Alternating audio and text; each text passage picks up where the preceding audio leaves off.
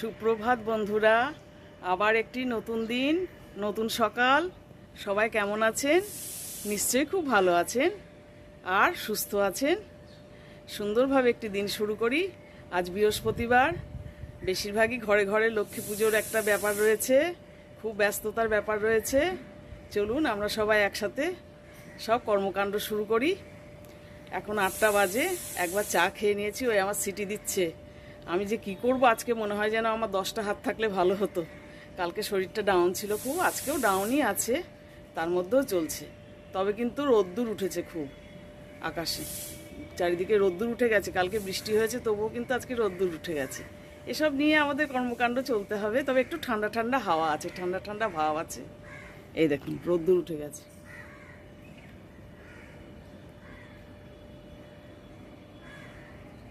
দেখেছেন চারিদিকে কেমন রোদ্দুর উঠে গেছে।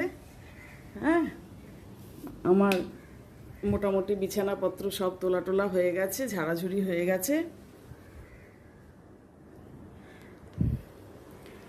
হ্যাঁ, এই ঘরেও মোটামুটি সব হয়ে গেছে ঝাড়াঝুড়ি। আর এই দেখুন আমার রান্নাঘরে অলরেডি ভাত হাফ ডান করে দিয়েছি, যেভাবে আমি করি সেদ্ধ চালটা রান্না। এই হাফ ডান হয়ে গেছে ভাত। আর এই দেখুন ডালের সিটি পড়ছে, ডালের সিটি পড়ছে। হ্যাঁ,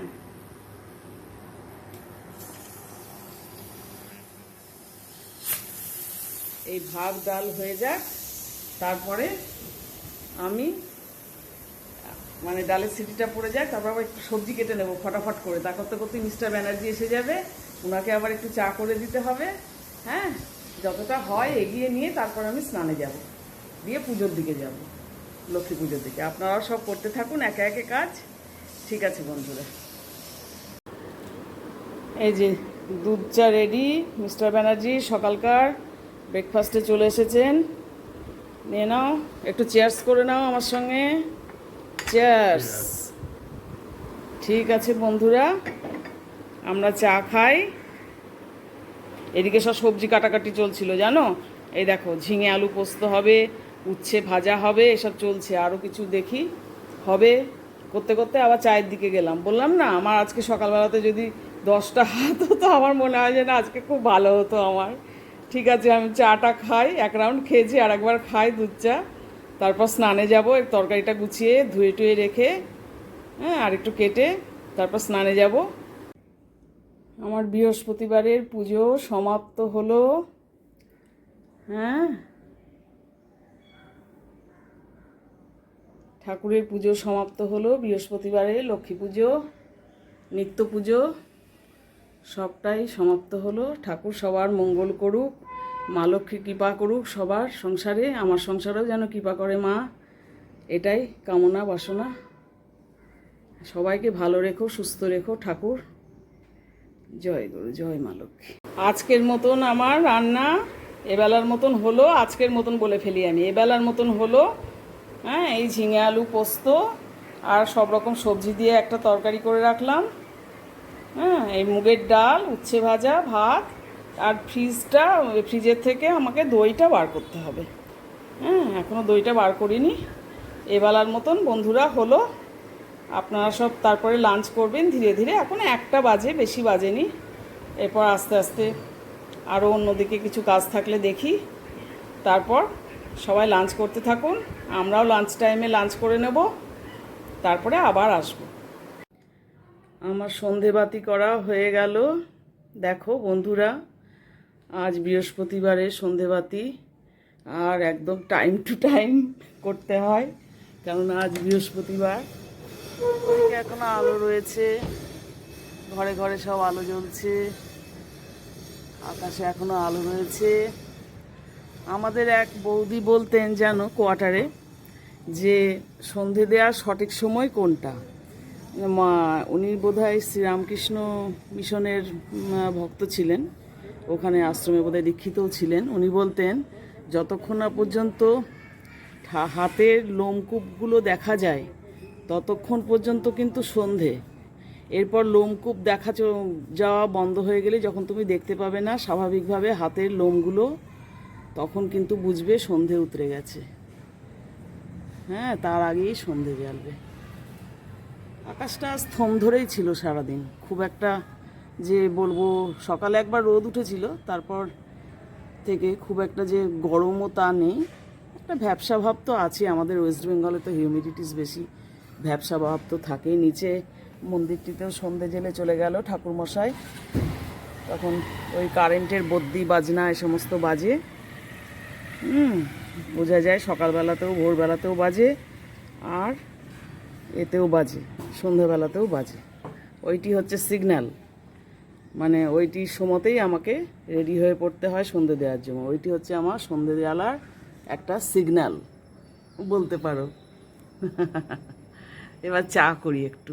হ্যাঁ, আমার সে স্পেশাল আদা চা খাবো।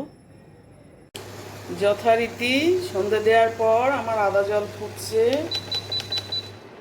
এইবার চাটা করে খাবো। আবার দেখো না, আমার কি বলবো, আমার মাসির যে দিদিটা কাজ করে, সেই দিদিটার মেয়ের আবার বিয়ে ঠিক হয়েছে, জানো তো। ওর মেয়েও এসে মাঝে মাঝে মায়ে মেয়েতে দুজনে মিলে কাজ করতো। এবার একটা বাড়িতে একটা মেয়ের বিয়ে ঠিক হয়েছে, মানে সময়ের আবল তাবল তো চলবে, কখন কি কাজে বেরিয়ে পড়বে, কবে কামাই করবে, এর মধ্যে সামনের মাসেই বিয়ে। হ্যাঁ, আর এক মাসও নেই। দিয়ে আমি চিন্তার মধ্যে পড়ে গিয়েছি এখন। আমি জিজ্ঞেস করলাম, মাসি তুমি পারবে তো, মেয়ে নেই, তুমি একা অনেকগুলো ঘর করে। আর বলে সবই পুরানা বাড়ি, ও সব কিছুই পুরানা বাড়ি, পুরানা ঘর, কোনটা ছোড়েঙ্গে কোনটা রাখেঙ্গে। হ্যাঁ, আমি জিজ্ঞেস করেছি যে তুমি করবে তো আমার, বলে হ্যাঁ করব।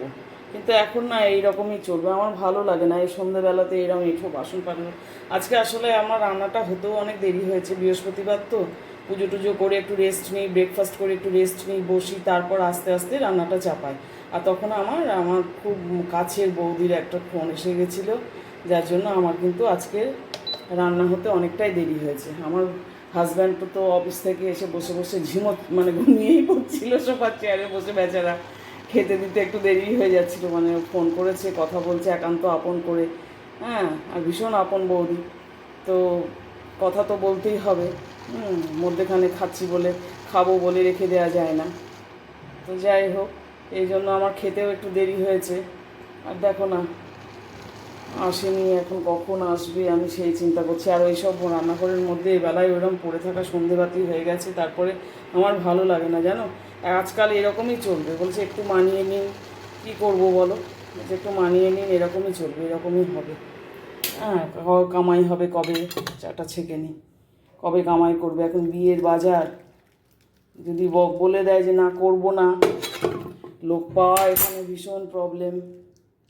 হ্যাঁ, তারপরে আবার ওরা বলছে যে করব, আর একটা মেয়ে আছে বিবাহিত মেয়ে, ওকে শুদ্ধ নেবো। আর তুমি একা একা অতগুলো ঘর পারবে? বলে আরেকটা বিবাহিত মেয়ে আছে আমার, ওকে পাশেই থাকে, ওকে নিয়ে দুজনে মিলে যেমন করছি, একে নিয়ে, এর তো বিয়ে হয়ে যাচ্ছে, ওই মেয়েটাকে নিয়ে করব। কি ফাঁসলাম রে বাবা, একই তো চিন্তা শেষ নেই, হাজার রকম চিন্তা। হ্যাঁ, ঠিক আছে, চাটা খাই বন্ধুরা। হ্যাঁ, তোমরা সব যে যা করছো করতে থাকো, আমি চাটা খাই। না বলে যাই পাছে সে, আঁখি মোর ঘুম না জানে, না বলে যাই পাছে সে। শুভ সন্ধ্যাবেলায় একটুখানি চলে এলাম আপনাদের সামনে গুড ইভিনিং করতে। সারাদিন সবার কেমন কাটলো বন্ধুরা? নিশ্চয়ই খুব ভালো কেটেছে, আর সুন্দর কেটেছে। আর সুন্দর সুন্দর সব রান্নাবান্না করে বাড়ির মানুষের মন খুশিতে একদম ডগমগ করে দিয়েছেন। হ্যাঁ, আমার তো আজকে নিরামিষ, ভেজ আমি একটু দেখিয়েছি, এবং খুব চাপে আজকের দিনটা, ঠাকুরের কাজ নিয়ে থাকতেই ভালো লাগে, রান্নাঘরে ঢুকতে ইচ্ছে করে না, কিন্তু কি করব, সব দিকই করতে হবে। হ্যাঁ, তাই জন্য অল্পের ওপর দিয়ে খুব ওই ডাল পোস্ত আর একটু ভাজা, একটু দই ছিল, ওই দিয়েই একটু হয়ে গিয়েছে। এবেলায় দেখা যাক কি হয়, ডিনারে কি করি দেখা যাক। আর আপনারা তো বৃহস্পতিবারে আমরা ভেজ খাই, বৃহস্পতিবারে খাই, আর শনিবারে আমরা ভেজ খাই। হ্যাঁ, আগে প্রথম থেকেই আমার বাপের বাড়িতে ছিল বৃহস্পতিবারের দিনটা, গুরুবার। গুরু দীক্ষিত আমরা সব ছোট বয়স থেকেই আমরা ঠাকুর নিগমানন্দ পরমহংসদেবের দীক্ষিত, জানেন তো, ওই পরিবারভুক্ত আমার পিতৃকুল। হ্যাঁ, কাজেই আমরা গুরুবার বৃহস্পতিবারটা ছোট থেকেই আমরা দেখে আসছি, জ্ঞান হওয়ার থেকেই, বাপের বাড়ি থেকে। তারপর ওই এখন বৃহস্পতিবারটাই মানতাম বরাবর, আমি আমার সংসারেও মানতাম, একদিন মানে ভেজ খাওয়া খুব দরকার সেই হিসেবে। তারপর ইদানিং বেশ কয়েক বছর যাবৎ শনিবারটাও মানি, বৃহস্পতিবার আর শনিবার এই দুটো বার ভেজ খাই। হ্যাঁ, ভেজ খাওয়া ভালো, সবজিটা খাওয়া হয় খুব ভালো ভেজ খাওয়া। কিন্তু আমাদের তো আবার অনেক দোষ আছে না, ডাল ভাত খেতে পারি না। আমি এর আগের ব্লগেও বলেছি আপনাদেরকে যে আমাদের আবার অনেক গুণ দোষ সব কিছুই আছে। তারপর আপনারা সব নিশ্চয়ই সব বাড়িতেই যে বৃহস্পতিবার হয় নিরামিষ তা তো নয়, নিশ্চয়ই খুব ভালো মন্দ রান্নাবান্না করেছেন, খাওয়া দাওয়া করেছেন। তারপর এখন সব একটু আজকে বৃষ্টি হওয়াতে আজকে তো একটু ঠান্ডার ওপর দিয়ে গেল, তবে গুমোট রয়েছে আর হিউমিডিটিস তো ভীষণভাবে রয়েছে। হ্যাঁ, আকাশে ওয়েদারের মধ্যে হিউমিডিটিস রয়েছে। এই দেখুন না, কলকল করে ঘামছি। হ্যাঁ, ফ্যানটা বন্ধ করে কথা বলছি আপনাদের সঙ্গে, মানে কলকল করে ঘামছি একদম।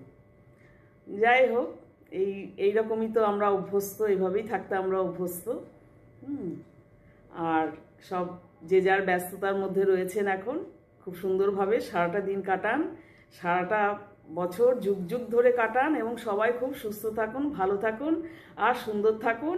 আর সেই সঙ্গে আমার চ্যানেলটি একটু গ্রো করতে আমার পাশে থাকুন।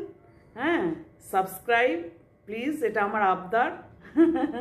সাবস্ক্রাইব করুন, আর একটু একটু করে স্কিপ না করে ভিডিওগুলি ছোটো ছোটোভাবেই আমি দিই, একটু দেখুন ভিডিওগুলি, দেখুন, লাইক কমেন্টস করলে আমার খুব ভালো লাগে, আনন্দ হয় মনে। একটু কমেন্টস করবেন, লাইক করবেন, পারলে শেয়ার করবেন। হ্যাঁ, এইভাবে একটুখানি আমাকে প্ল্যাটফর্মটা একটুখানি দিন। আপনারা যারা যারা বড় বড় ইউটিউবার, তারা যদি ভাগ্যক্রমে আমার ছোট চ্যানেলটিকে কখনো ঘুরতে ঘুরতে একটুখানি দেখেন, তারাও একটুখানি পাশে দাঁড়াবেন, খুব ভালো লাগবে। কেননা আপনাদের অনেকেরই যারা বড় ইউটিউবার, তাদের সব প্রথম থেকেই আমার সাবস্ক্রাইব করা রয়েছে।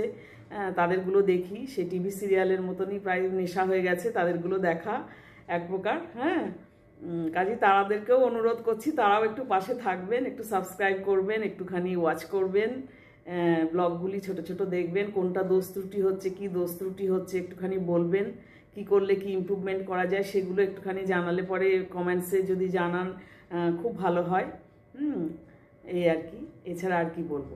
ঠিক আছে, গুড নাইট, টাটা, শুভরাত্রি, আবার দেখা হবে আরেকটি ব্লগে।